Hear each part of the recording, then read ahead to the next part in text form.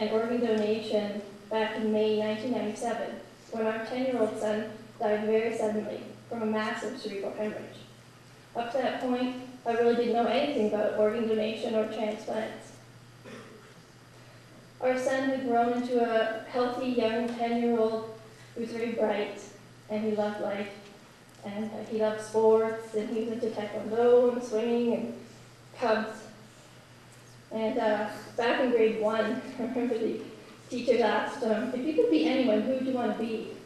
And Ryan said, I really thought Ryan would say, nuclear physicist or astronaut or fireman, but Ryan said, I want to be God. And so he could go straight to the top. He was very bright, and he seemed to have a great understanding of life somehow, and that carried over to when he found out about organ donation and transplants. It was about a month before he passed away, in April 1997, when one day he walked into the room just as his father was filling out his organ donor card. My husband had always filled out his organ donor card, but it used to be on the back of the license. And now, as you know, I don't know if anyone's seen them, but it's on a separate card now. So he was filling out his card, and of course me and Ken, Ryan walked in. What are you doing, Dad? And my husband proceeded to explain all about transplants and how you could save someone's life when you died by donating your organs. Well, Ryan thought that was just the best thing you could do, and he bounced out of the room and started asking other family members if they'd signed their organ donor card. And over the next few weeks, he asked his grandmother and aunts and uncles, and I remember the day he came to me because I had never signed my card. I'd often thought of it, but I could never bring myself to signing it somehow. Of course, when my 10-year-old son asked me, I thought, wow, if a 10-year-old could understand this concept so well, then I should be able to do the same. Well, on May the 1st, 1997, it was a beautiful, sunny, warm spring day when the unthinkable happened. We were just getting ready for school that morning, and Ryan complained he had a headache. We quickly knew it wasn't a normal headache, and my husband and I rushed him up to the hospital here in Newmarket, and from there he was transported to the hospital for sick children. After many hours of desperate waiting, we were brought to his bedside, and at 3 o'clock that afternoon, we were told that he was clinically and legally brain dead. This has got to be the parents' worst nightmare. How could that be? Just this morning, he'd lost a tooth, 2 days he was going to a cub camp, and baseball season would have been starting in just 2 weeks. We asked the doctor if there was anything that he could do. There was nothing they could do. The doctor asked us if we would consider organ donation. My husband and I immediately answered yes. We knew that's what Ryan would have wanted. He had clearly demonstrated his wishes, making that decision easier for us. The donation of Ryan's organs helped save and improve the lives of more than 7 people. The donation included 2 corneas, liver, lungs, pancreas, 2 kidneys, and 4 heart valves. There were 2 people who received the gift of sight, a young girl aged 6 who no longer needs dialysis, a 34-year-old woman who's free from dialysis, from insulin needles and dialysis, a 20-year-old boy who breathes easily now through new lungs, a 45-year-old woman with a new liver who can spend time raising her family. Organ donation is completely anonymous in Canada. However, organ donor families and recipients may write to each other through the Trillium Gift of Life network. Can't know any names or addresses, but it's very special to receive these letters. And we received many letters from recipients. The first one was about the September after Ryan died, and I'd like to read it to you. This is from a cornea recipient. Hello, I'm a 20-year-old university student who recently received a cornea transplant from your son. I just wanted you to know how thankful I am for the gift he's given me. I know you have suffered a terrible loss, and I'm terribly sorry. Although they can't be compared, the loss of your son has allowed me to see again. I will be forever grateful to all of you. Thank you so much. As I said, this was only one of several letters we received, and each of those letters helped us with our grief and helped to ease our pain.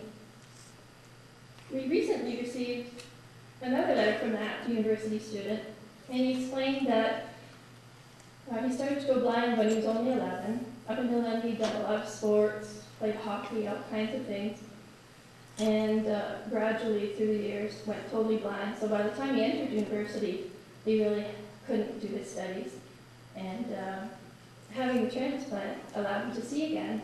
And he recently graduated from university on the Dean's Honor List and is now in the field of cancer research. Transplants do work. All of Brian's transplants were successful.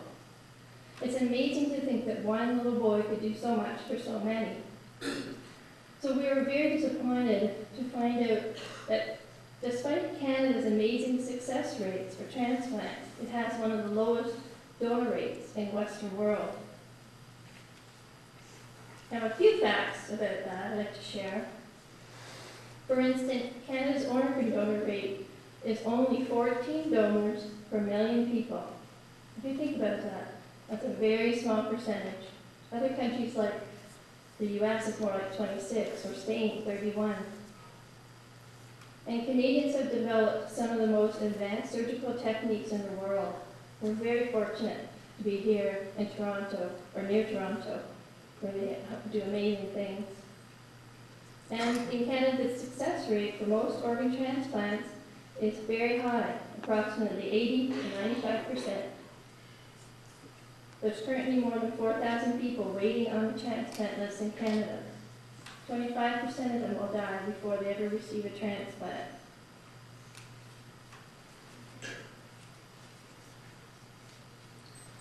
Just as surgeons give the gift of life by performing organ transplants, each of us can give a gift of life to another. Transplants help people to see again, work again, play again, and live healthy, productive lives.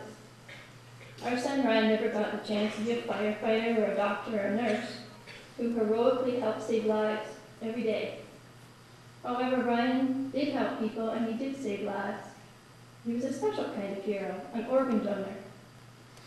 I hope that today you will go home and think about organ donation, talk about it with your families, maybe sign an organ donor card if you feel that's right for you, and make your wishes known so that someone like Kristopher can receive the special gift of life. Thank you.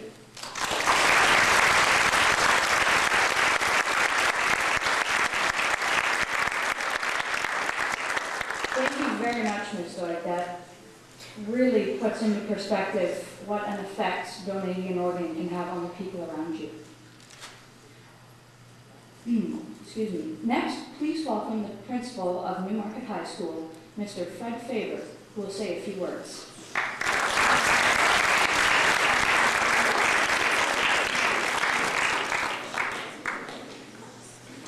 Thank you much, Derek. Appreciate having the chance to talk to the group this afternoon.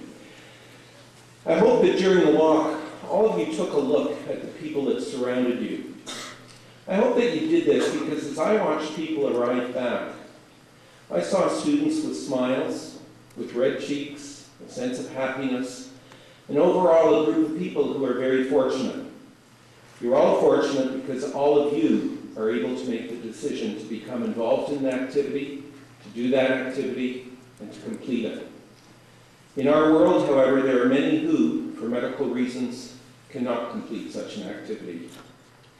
I also looked at all of you and thought, here are individuals who commit to a cause, students who have the ability to make a decision to better their world and follow through in doing what they believe will make a difference. Again, though, there are many in our world who don't have the maturity, the conviction, or even the desire to make a difference.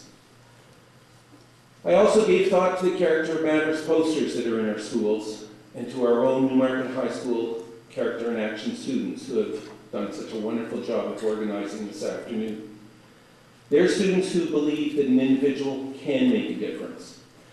Consider just two of the character attributes in our posters. Responsibility. We define it as we're accountable for all our actions, we follow through on our commitments. And empathy. We strive to sense and appreciate the emotions of others and to stand in their shoes.